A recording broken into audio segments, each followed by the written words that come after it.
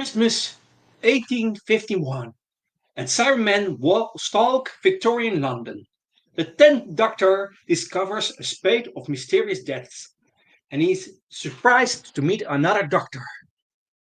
Ooh, are two Doctors enough to stop the rise of the Cyber King? Welcome, friends and companions! Sci-fi and fantasy fans meet on this channel for fun chats about their beloved books, movies, series, and franchises. We also talk about food and drinks, music and sport, and a special place on this channel for Doctor Who, the best sci-fi and fantasy series ever. More than 60 years of Doctor Who fun. Brandon Entertainment Channel, because we will discuss everything that involves entertainment, including movies and series, books and music, except religion and politics that are not entertainment. Random, because we will broadcast on non-fixed time, actually on many different times. You need to subscribe to this channel to know what time the broadcast is. Random also, because we will have no guests or different guests. Is there someone next to me? No, I'm alone today. So it depends who wants to join me in the live stream panel. If you want to join me in a live stream, feel free to contact me via Discord or YouTube, and we will look what is possible. You can put your comments under the videos, and you can contact me via there, or you can actually go to the Discord server Random Entertainment Channel, tag Doctor Who, and you will find me very quick because I bump the server regularly. You can send me a private message on Discord server, and yes, you can put your IDs. You can talk in chat about your beloved things. You can can get more info from me. So yeah, contact me. Okay. Cheers, mate, and have lots of fun. Your host, Enigmatic Joker. That's me. That's me. Random Entertainment and Enigmatic Joker. Yes, it's a little bit dizzy. I know, but that's why. You have to have a good some of yeah. How you call that? Yeah, you have your own thing. Whatever. The trademark. That's the word That's the word I was looking for. Trademark. We have all YouTube channels have their own trademark and own manner of working. And yes. So okay, enough about this. We have a wonderful 10th Doctor story. The next Doctor. So first of all, I will do some general info about the next Doctor. The next Doctor was the 2008 Christmas special of Doctor Who. It was the show's fourth Christmas special since its revival and the third Christmas special starring Tennant as the Doctor. It is considered one of the 2009 specials and was released in the DVD and Blu-ray box sets along with the rest, despite airing in 2008. The special featured the return of the surviving Cybermen from Pete's world that crossed into N-space, and the guest appearance of David Morrissey as what appeared to be a future incarnation of the Doctor, but, in actuality, was a red herring. However, it made the 10th Doctor ponder his eventual demise and set the wheels in motion for his final story arc, which foreshadowed his death. This is the first Christmas special to take place in a past era, instead of the present day. This episode also marks the first time that a Doctor has met someone who is upholding his legacy of fighting for justice and the rights of the oppressed without having met him before. So, that is the general info. And as usual, we will dive into the plot. I will give a spoiler alert because if you haven't watched this wonderful story yet, you I highly recommend you to watch this first before continue listening to this live stream through this video. Okay, that give me some time to take my bottle of water and to clear my throat.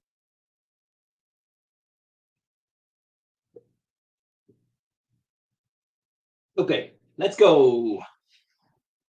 So, the plot of the next Doctor story.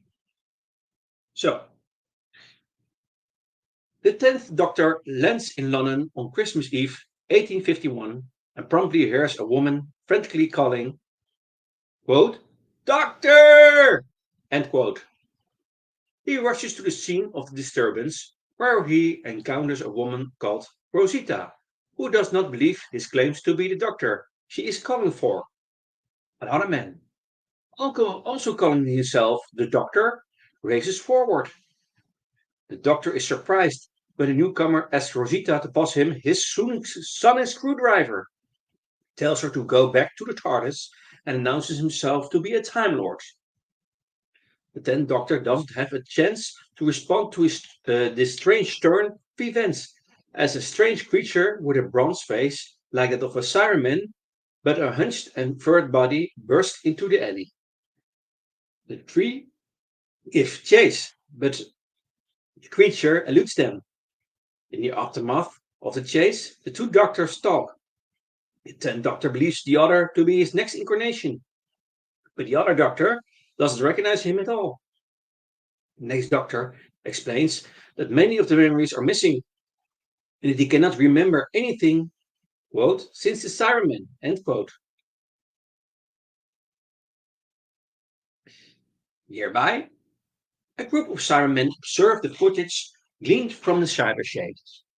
However, the Cybermen recognize the next doctor instead of the original as their foe. They discuss their plans for the next attack with their ally, Miss Mercy Hartigan. The attack is scheduled for 1400 hours, uh, 2 hours, the same time as a funeral whose procession the next doctor and Rosita observe.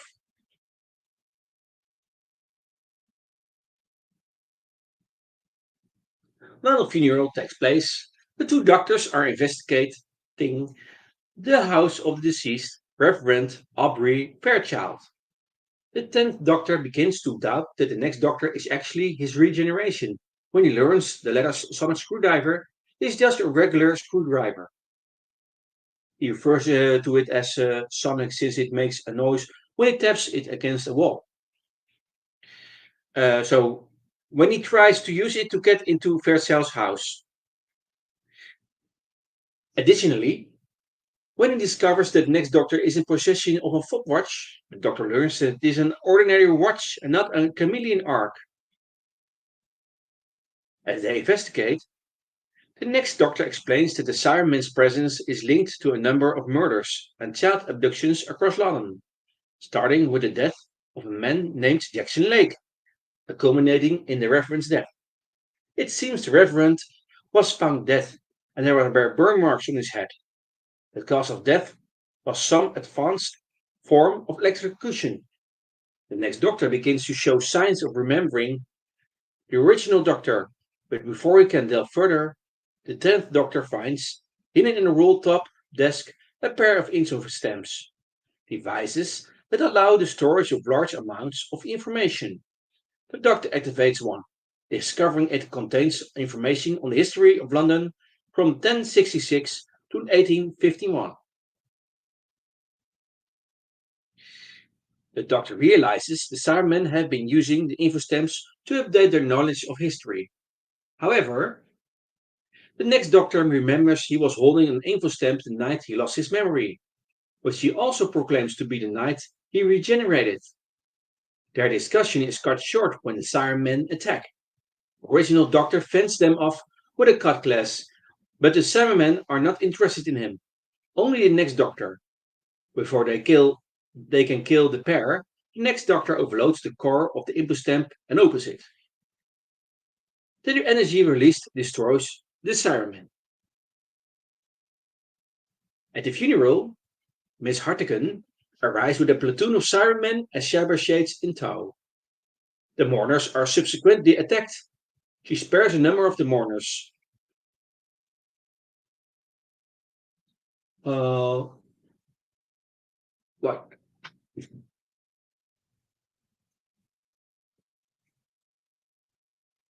Some technical thing. So, where was I? At the funeral, Miss Hartigan arrives with a platoon of Cybermen and cyber Satan Tau, and so the mourners are subsequently attacked. She spares a number of the mourners and who are owners of workhouses and orphanages, but the others are deleted by the Cybermen. The survivors are fitted with AirPods, dispatched by Miss Hartigan. The two doctors return to the next doctor's home base, which holds all of the luggage belonging to the first victim, Jackson Lake. Rosita and the next doctor show the original doctor their TARDIS, a gas balloon. And the TARDIS is in the name of this Jackson Lake and Rosita is a tethered aerial release development in style. Perfect. Also, the doctor, now certain his new friend is not his future self, tells the next doctor he can explain what happened to him, which the next doctor agrees to. The original doctor tells him and Rosita about the Battle of Canary Wharf and how the Cybermen were cast into the void. However, they managed to escape from the void when the walls of the universe were weakened in a greater battle and found themselves in London in 1851. They soon came up upon a man, Jackson Lake, a mathematics teacher and the first person to disappear.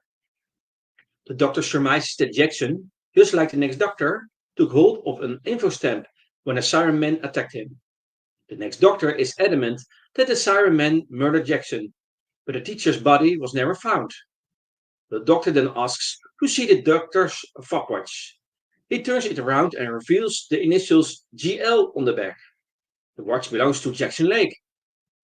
Rosita then realizes that the next doctor is Jackson Lake. He initially refuses to believe this, but the doctor tells him that the info stamp he picked up was filled with information about a doctor, which he then activates, adding that the Cybermen most likely stole all said information from the Daleks while they were inside the void. Jackson then notices the 10th Doctor's face among the information, to which he confirms his identity.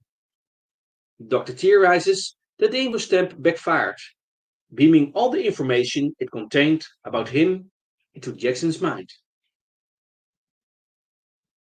Devastated by this revelation, Jackson declares that he is nothing but a lie, but the doctor assures him that an infostamp is just facts and figures.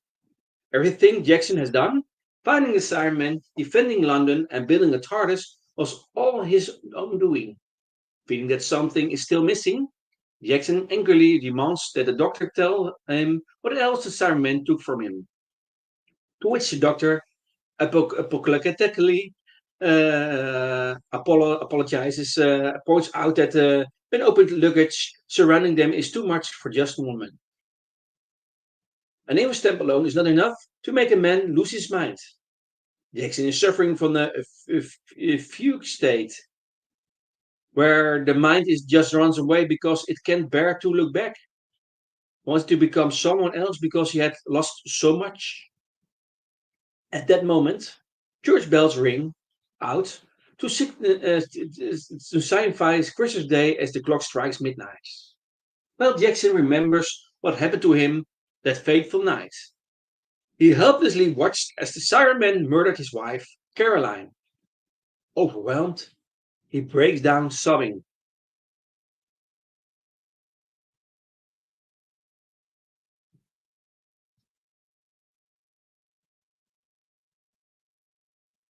A disturbance is heard and the doctor and Rosita head out to investigate. They discovered that the converted workhouse owners are marching the children of their establishment through a gate, sluice gate to the Thames, which is guarded by Cybermen and Cybershades. The Doctor and Rosita try to sneak around and are confronted by Miss Hardigan. She explains that she has not been converted and that the Cybermen offered her liberation. When the Cybermen refuse to believe that the Doctor is who he says he is, he explains that their database got corrupted and returns his info stamp to them, urging them to download its contents. The Cybermen notice that the info stamp core has been damaged and would damage cyber units that attempted to use it, which was what the Doctor had intended. Repairing the core, the Cybermen downloads the info stamp's contents, confirming the Doctor as their foe, not Jackson. Miss Hardigan explains that the children are a workforce to bring about the birth of it, but refuses to say what. She orders the Cybermen to lead the pair, but Jackson arrives and provides a distraction by killing the two Cybermen with another info stamp. Rosita then punches Miss Hardigan in anger, and the trio escape. Miss Hardigan furiously announces that, quote, the Cyber King will rise today, tonight.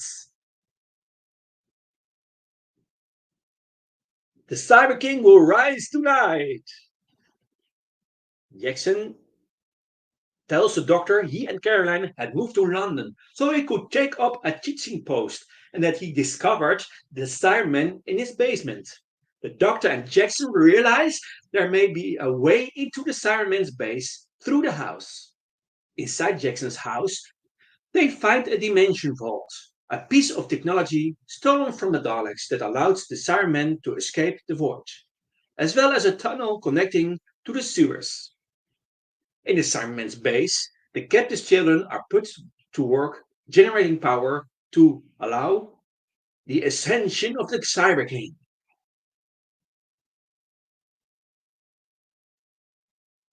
In the throne chamber, Hardigan marvels at the throne, stating the Cyberlord will look resplendent in it. The Cyberlord states the throne is not intended for him, as his function is to serve the Cyber King, not become the Cyber King. When Hardigan asks who will sit there, the Cyberlord turns and stares at her. Hardigan objects, stating they promised not to upgrade her. The Cyberlord reveals that was a lie, as Hardigan forcibly connected to the throne, stating her mind will be free from emotion. However, Hardigan's mind proves to be too strong for the conversion, and combined with her new knowledge granted to her by becoming the Cyber King, plans to create a new army of Cybermen with logic. The Cyberlord objects to this and attempts to remove Hardigan from the throne, only for Hardigan to obliterate him with a blast of energy. The Doctor, Rosita, and Jackson infiltrate the Cybermen's base and discover a meter displaying the facility's power capacity. The Doctor theorizes that when the machine reaches 100% power, the children will be disposed of. As the trio evacuates the children, Jackson recalls the one last missing fragment of his memory. After killing his wife, the Cybermen kidnapped his son. The pair are reunited during the rescue, and all of them flee as their engine begins to explode. However, the Cyber King, a colossal Cyberman-shaped walker containing an onboard cyber conversion factory, referred to as a, quote, dreadnought class ship, end quote, emerges from the Thames, commanded by Hardigan and an army of Cybermen, and begins to lay waste to London. After sending Rosita and Jackson to safety, the Doctor grabs the dimension vault and commandeers the gas balloon, rising until he is level with the head of the Cyber King. The Doctor offers Hardigan a deal to take her to a place where she and the Cybermen can live in peace. She refuses, and the Doctor attacks her with a combined force of dozens of overloaded info stamps. Though Hardigan initially taunts him for failing to kill her, The doctor replies that it wasn't his intent. Instead, he was severed her connection from the Cyber King, setting her free. Hardigan, realizing what she has become, screams in horror as the broken connection destroys her and the Cybermen and causes the Cyber King to begin to self-destruct. However, before it can topple on the crowds below, the Doctor uses the Dimension Vault to transport the Cyber King into the time vortex, where it will harmlessly disintegrate. Speaking to the crowd, Jackson says that he knows that the Doctor has done this deed 1,000 times before, but not once has he ever been thanked, and rallies the masses in cheers of gratitude. The Doctor, hearing the cheering, smiles and waves down at the crowds below. Oh, very heartwarming. In the aftermath, Jackson thanks the Doctor for what he has done and offers him a place at his Christmas celebration with Rosita and his son. The Doctor politely declines but offers Jackson a look inside the TARDIS. Jackson is overwhelmed with amazement but quickly decides that he has had enough an adventure for one lifetime. He again thanks the Doctor but points out that in all the information he saw, the Doctor had companions present. The Doctor explains that in the end, they all leave for a variety of reasons, and that ultimately they break his heart.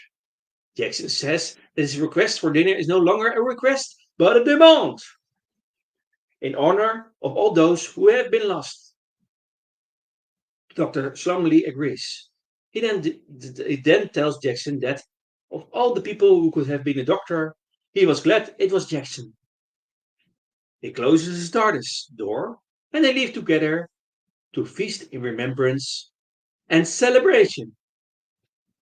And that, my friends and companions, is the end of this Christmas story. Okay, I will name some cast members.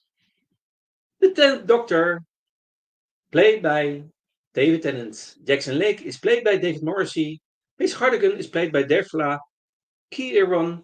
Rosita is played by Velil Tassalbala. Cyrus Shade is played by Rory Mears. Cyber Leader is played by Paul Casey. Mr. Scoons is played by Edmund Kente. Mr. Cole is played by Michael Bertenshaw. Vicar is played by Jason Morrell.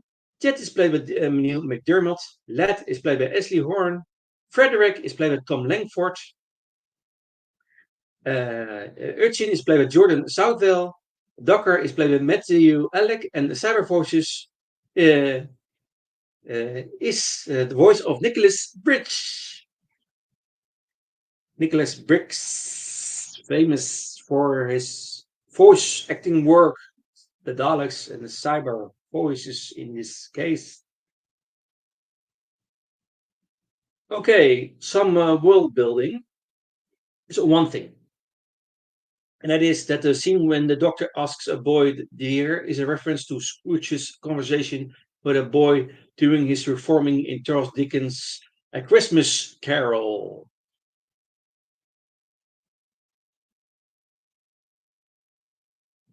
Okay, some story notes. The working title for this episode was Court of the Cyber King.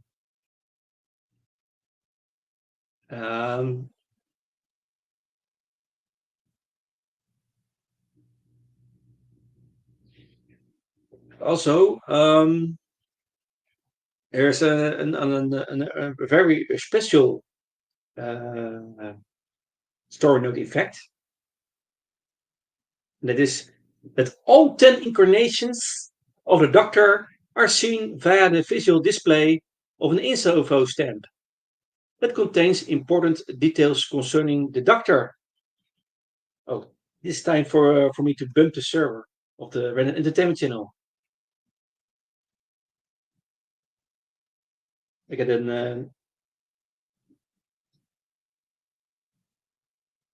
reminder that I must bump the server. So the server's bumped now. Okay, so as I was saying, this is the third episode of the revived series in which Doctor's main that the all 10 incarnations of the Doctor are seen via the visual display of an info stamp that contains important details as concerning the Doctor. And this marks the first time since the beginning of 2005 revival of the series that any image of the first 8 Doctors had been shown, other than Peter Davison reprising his role as the Fifth Doctor in TV Time Crash. And the journal the 10th Doctor kept while he was the human John Smith, showing drawings of several past incarnations in human nature. The sequence of shots of the 10 Doctors was taken from was the first Doctor was the Time Meddler, second Doctor that was of the Ice Warriors, third Doctor was of the Terror of the Autons, the fourth Doctor is of the TV story City of Death, fifth Doctor is in TV story The Ark of Infinity, sixth Doctor TV story The Mysterious Planet, the seventh Doctor The Time in Irani, the eighth Doctor the Doctor Who movie, the ninth Doctor is The Parting of the Ways, and then the 10th Doctor is The Family of Blood. And also interesting notice that the War Doctor is absent from this list. While this is easily explained from a production standpoint, the War Doctor would not make his debut until TV story The Day of the Doctor in 2013, almost 5 years after this episode aired. It's trickier to explain from a narrative standpoint.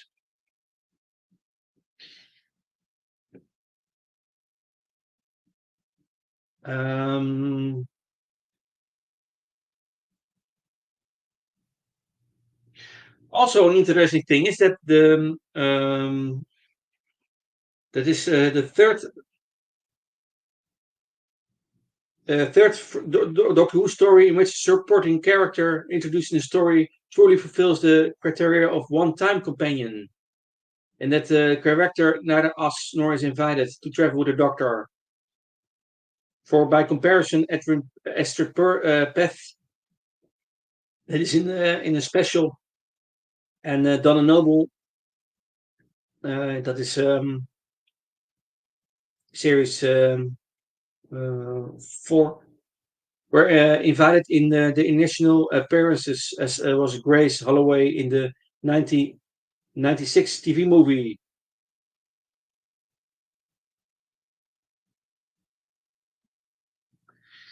The other one thing is that the Doctor refers to his companions leaving because they should, because they find someone else, or because they forgot him. Companions that left because they believed they should include Tegan, Martha, Ian, and Barbara. Companions that found someone else include Susan and Rose. Also, although they also want to stay with the Doctor, but Perry, Leela, and Joe. Companions that have forgotten the Doctor include Jamie, Zoe, and Donna. Although Jamie and Zoe have only lost the memory of their time traveling with the Doctor, not of their first adventure with him. And the 2 Doctors implies Jamie might have regained his memories later in life and rejoins the Doctor.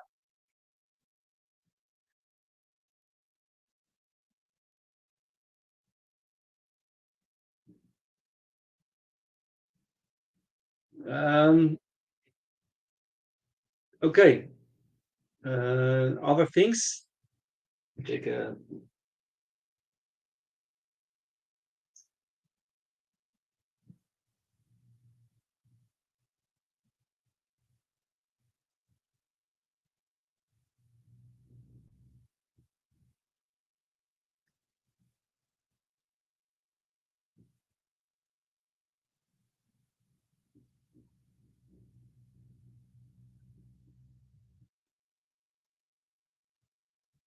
Okay.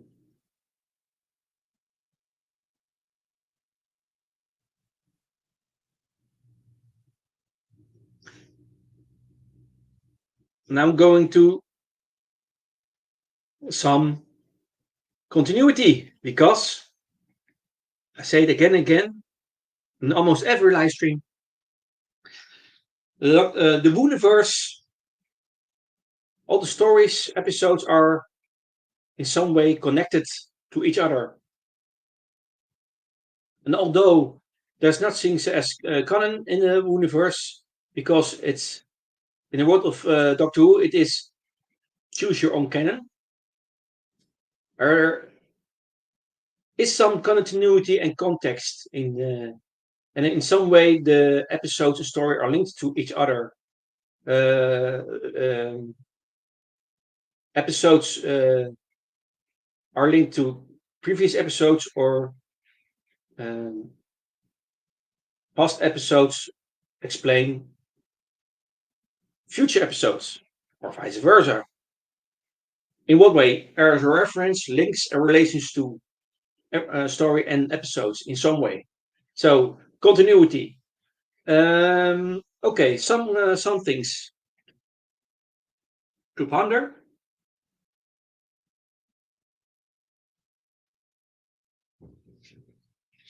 So this is the first time the Cybus Industries Cybermen have returned in a new series since TV episode Doomsday, when the Cybermen were sucked into the void. Another thing is that the scene when the Cybermen walk among the snow mirrors a scene on TV story The Tenth Planet. Third thing is that the Doctor refers to the events of TV Blink to the Weeping Angels so while talking to Jackson Lake. A fourth thing is that the Doctor describes the events of TV story Age of Steel, Doomsday, Stolen Earth, and Journey's End. And also, fifth thing is that the Doctor's infostamp displays him in events from TV episode Tooth and Claw, Voice of the Damned, The Lazarus Experiment, and The Runaway Brides. A sixth thing is that the Doctor mentions how a Time Lord's consciousness can be contained a stopwatch when converting oneself into a human. We see that in a double part story, Human Nature, The Family of Blood, and also in Utopia. A seventh thing is that Miss Hartigan's trial of the mind-controlling earpods, ordering the subjects to turn in place, mirrors the scene in TV story Rise of the Cybermen. Another thing is that the Doctor tries to fight a Cyberman with a cutlass. He previously shown a skill with a sword. We see that in TV story Marco Polo with the first Doctor. We see that in the Sea Devils. We see that in the Time Warrior, the Edwards of Tara, the King's Demons, and the Christmas Invasion. Another thing is that the 11th Doctor stated that no one remembers the event of the Cyber King because of a corruption in time involving time being unwritten. That's in the TV story Flesh and Stone. Rosita states at the sound of the bells, quote, midnight, Christmas Day, end quote, much like Jackie Tyler once did in the Christmas Invasion. Another thing is that the Doctor met someone who claimed to be the Doctor before, although in that case it was deliberate fraud rather than memory loss. That is in Audio Adventure The One Doctor. Another thing is that the Doctor states that he has never flown a gas balloon before, although in that case it was deliberate fraud rather than memory loss. That's also linked to Audio The One Doctor. Doctor states that he has never flown a gas balloon before. However, um,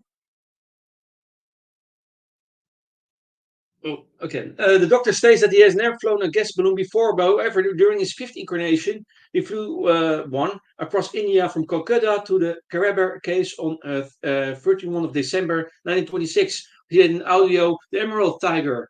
The memory loss which he suffered followed his fifth regeneration may account for the fact that he does not remember this incident. You see, there's a link also to Audio Adventure The Reaping, The Gathering, Perry and the Piscan paradox. Sideways, this Doctor had also stated his desire to fly in a hot air balloon in a third incarnation. We see it in Planet of Daleks, John Pertwee.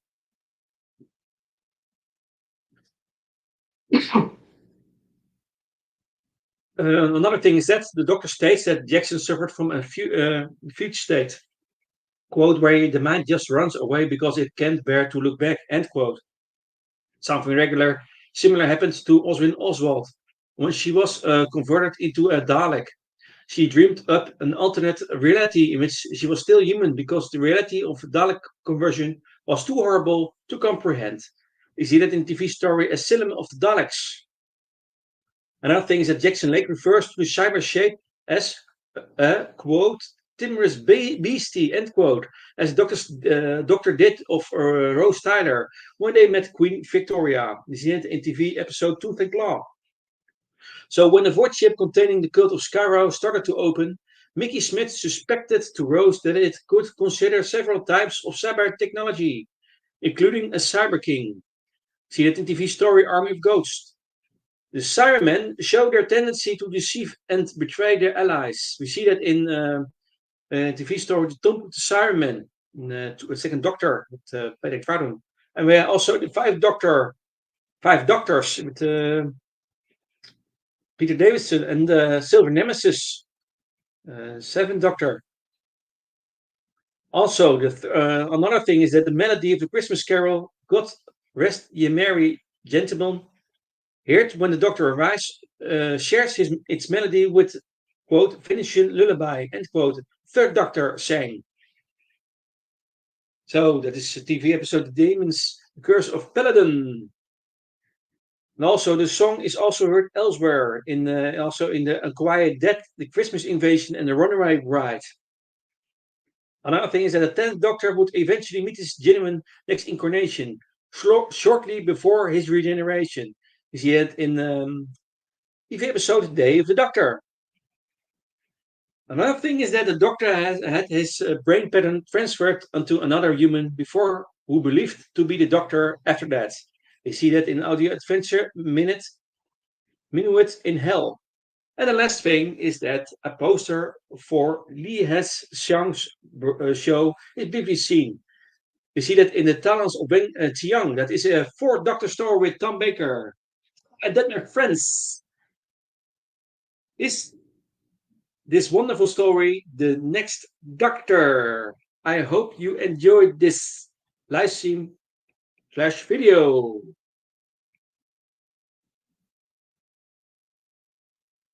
Thank you all, and I hope you enjoy this video and live stream. Put your comments under this video, and I will see you next time. And I will hear from you next time. When is that? If you have subscribed to this channel, you know when I will do a live stream. Yes, a surprise for you today or tomorrow. But probably know already when I will live stream. For now, have a good time. Bye bye.